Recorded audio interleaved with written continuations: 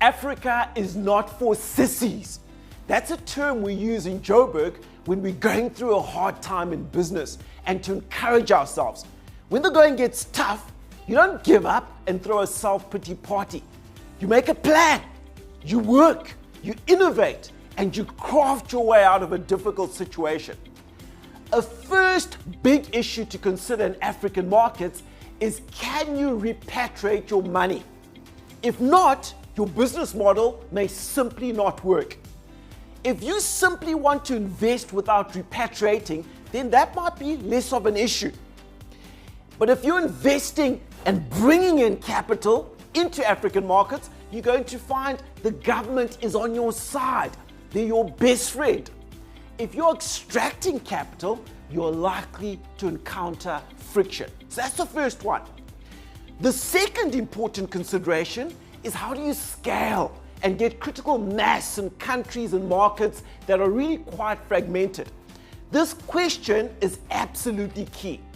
Now, some of our clients try to achieve rapid scaling by entering firstly into the largest markets like Nigeria or South Africa or Kenya. Others take different approaches but aim for scale as a medium-term objective to be achieved within 5 years. Whatever the strategy, scale and critical mass are key. Now, most African states have country and sovereign credit ratings that are below investment grade. By default, that means companies within these countries have junk credit ratings. And that makes it difficult for investors to secure equity and debt mandates for investment in African markets that have been designated as sub-investment grade.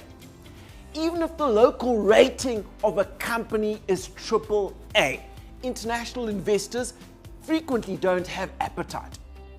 Now, the regulatory framework and the politics of each market can be a challenge for an external player who's not in touch with the grassroots dynamic. Now, regulations are improving immensely across the continent, and the politics, with the exception of a handful of countries, is increasingly characterized by relatively stable young democracies. But you've got to be cognizant of how this plays out for your business, particularly where the national interest is concerned. The final macro challenge a business may need to confront is the need to develop its own infrastructure for basic services. Things like electricity, water, sanitation, these can all be taken for granted in developed and many developing markets. In Africa, depending on the country and the sector you're in, a business may have to, in addition to their core function, become an electricity generator, a water purifier, manage waste, and other functions frequently associated with the municipality or local government. These are perhaps the 5 main macro challenges corporates are likely to encounter when entering African markets.